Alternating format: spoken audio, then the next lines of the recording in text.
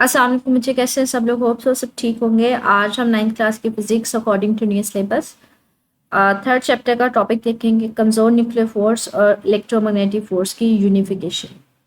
इससे previous lecture में हमने देखा था कि हमारे पास 4 तरह के बुनियादी फोर्सेस होती हैं, जिसमें हमने ग्रेविटेशनल फोर्स देखी, स्ट्रॉन्ग न्यूक्लियर फोर्स देखी, वीक न्यूक्लियर फोर्स देखी और इलेक्ट्रोमैग्नेटिक फोर्स देखी।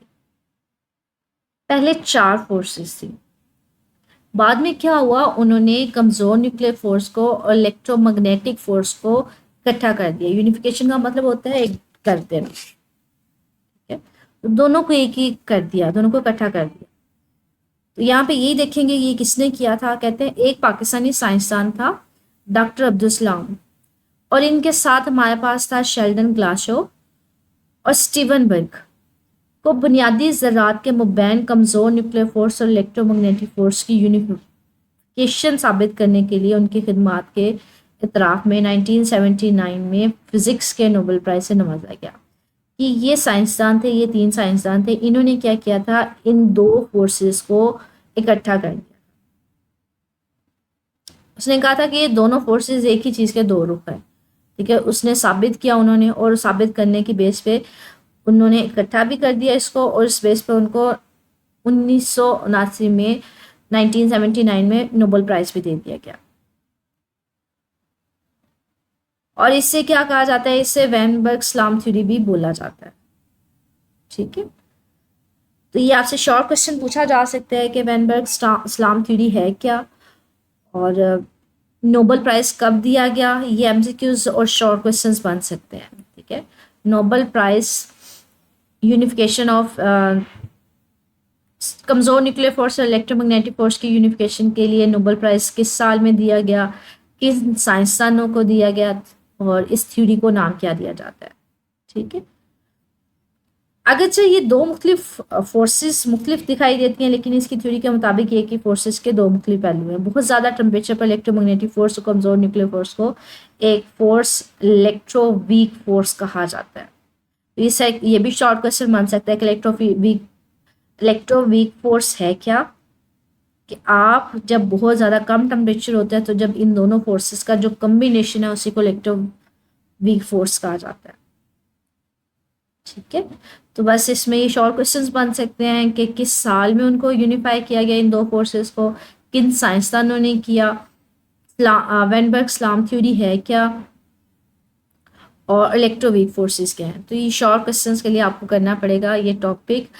एमसीक्यूज के लिए भी इसको कर सकते हैं, ठीक है। एक्सरसाइज में इससे रिलेटेड ऐसा शॉर्ट क्वेश्चन या क्वेश्चन नहीं है। नेक्स्ट हमारे पास टॉपिक है, that is the free body diagram में फोर्सेस। आपने डायग्राम के जरिए बताना है कि एक बॉडी है, उसके ऊपर कौन कौन सी फोर्सेस लग रही हैं। फॉर एग्जाम्पल ये मेरे पास एक बुक है, अगर मैंने ये इसको टेबल के ऊपर रखा है तो मुझे इस डायग्राम के जरिए शो करना है इसको कि इसके ऊपर कौन कौन सी फोर्सेस लग रही हैं। कहते हैं किसी शय पर अमल करने वाली फोर्सेस में फ्रिक्शन भी होती है, ग्रेविटी भी होती है, मुद्दी फोर्स भी होती है, रस्सी में तनाव की वजह से फ्रिक्शन या धकेलने खींचने की फोर्स भी शामिल होती है। ये हमने कंटेक्ट और नॉन कंटेक्ट फोर्सेस पढ़ी हैं, ठीक है। तो ये डिफरेंट तरह की फोर्सेस होती हैं। कहते हैं फर्ज करें एक किताब को मेज़ की सतह पर धकेला जा रहा है। कहते हैं सपोज करो, फर्ज करो ये किताब है जो टेबल के ऊपर पड़ी हुई है, आप इसको आगे की तरफ फोर्स लगा रहे हो, धकेल रहे हो, जैसा कि शक्ल 3.8 में दिखाया गया है। तब हम फ्री बॉडी डायग्राम इस्तेमाल करते हुए किस तरह से इस पर लगने वाली फोर्सेस को जाहिर कर सकते हैं। कहते हैं अब बताओ कि इस सिचुएशन में इस बुक के ऊपर, इस बॉडी के ऊपर कौन कौन सी फोर्सेस लग रही हैं। फ्री बॉडी डायग्राम बयान की गई सूरत हाल में किसी शय पर अमल करने वाली तमाम फोर्सेस की निस्बती अंदाज से कीमतें और सिमतें जाहिर करने के लिए इस्तेमाल की जाती है। कहते हैं बेसिकली फ्री बॉडी डायग्राम है क्या, किसी जिस्म के ऊपर जितनी फोर्सेस लग रही होती हैं, किस सिमत में लग रही होती हैं, किस डायरेक्शन में लग रही होती हैं, और कितनी उनकी मिकदार होती है, उसको जाहिर शक्ल के जरिए जाहिर करने को हम लोग फ्री बॉडी डायग्राम कहते हैं। तो ये डेफिनेशन है, फ्री बॉडी डायग्राम है क्या, कि आपके पास किसी जिस्म के ऊपर जितनी फोर्सेस लग रही होती हैं उसको डायग्राम के जरिए उनकी डायरेक्शन को, सिमत को जाहिर करने को फ्री बॉडी डायग्राम कहते हैं।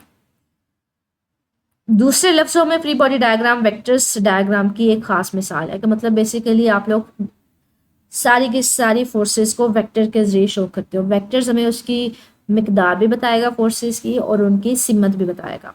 जैसे हम लोग इसी एग्जाम्पल को लेते हैं, कहते हैं मिसाल के तौर पर शय को एक डिब्बे की शक्ल में जाहिर किया जाता है। कहते हैं सपोज करें मेरे पास एक डिब्बा है जिसके ऊपर मैं फोर्स लगाना चाह रही हूँ। बुक की ले लें फॉर एग्जाम्पल, ये बुक थी जिसको मैंने डिब्बे की मदद से यहाँ पे जाहिर किया, आप इसके ऊपर इस सेक्शन में फोर्स लगा रहे थे, ठीक है। और डिब्बे के मरकज से बाहर की तरफ फोर्स की सिमतों में फोर्स के तीर खींचे जाते हैं। कहते हैं ये डिब्बा है, इसके ऊपर जितनी फोर्स लगाएंगे इससे बाहर की तरफ हम लोग क्या करेंगे, तीर की मदद से उनकी सिमत भी जाहिर करेंगे, मिकदार भी। जैसा कि 3.8 बी में दिखाया, फोर्स के तीर लाइन की लंबाई फोर्स की अददी कीमत जाहिर करते हैं। कहते हैं ये जो मैंने तीर लगाया हुआ है ना, इनकी जो लंबाई होती है ना, जितनी लंबाई ज़्यादा होगी तीर की, मतलब उतनी ज़्यादा फोर्स होगी, जितनी उसकी कम होगी फोर्स उतनी कम होगी। और तीर का निशान किस चीज़ को जाहिर करता है, सिमत को। जिस तरह फोर्स अमल करती है, हर उस फोर्स पर इसकी सही कीमत या किस्म लिख दी जाती है। फॉर एग्जाम्पल बच्चे, आपके पास ये डिब्बा पड़ा हुआ है टेबल के ऊपर, आप फोर्स किस तरफ लगा रहे थे, इसको आगे की तरफ धकेल रहे थे ना, तो आगे की तरफ ये फोर्स इस तरफ लग गई।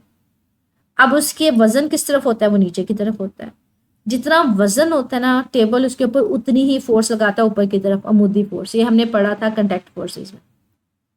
आप जिसम के ऊपर आगे की तरफ फोर्स लगा रहे हो, तो जो हमारे पास उसके ऊपर ना एक पीछे की तरफ फोर्स लगती है, रगड़ की वजह से फ्रिक्शन फोर्स होती है। तो इन फोर्सेस को हमने यहाँ पे, इनका जो एरो है वो हमें बता रहा है डायरेक्शन किस तरफ है। वजन ऊपर की तरफ हो गए, टेबल उसके ऊपर की तरफ अमूद फोर्स लगाएगा, वजन नीचे होता है, आप उसको आगे की तरफ धकेल रहे हो, लेकिन रगड़ की वजह से उसके ऊपर पीछे की तरफ फोर्स लग रही है। तो ये टॉपिक जो है वो यहाँ से स्टार्ट होगा कि फ्री बॉडी डायग्राम है क्या। ये बेसिकली हमारे पास किसी भी जिस्म के ऊपर लगने वाली फोर्सेस को, उसकी निस्बत कीमत को, उसकी सिमत को जाहिर करने का तरीका है शक्ल के जरिए। इसकी एग्जांपल आप ये वाली ले लेंगे कि एक बॉक्स है जिसको बड़ा हुआ है, इसके ऊपर आप डिफरेंट फोर्सेस लगा रहे हैं, तो यहाँ तक आप इसका ये फ्री बॉडी डायग्राम देखेंगे। स्टिल कुछ पूछना हो तो कमेंट सेक्शन में पूछ लीजिएगा। और अल्लाह हाफिज़।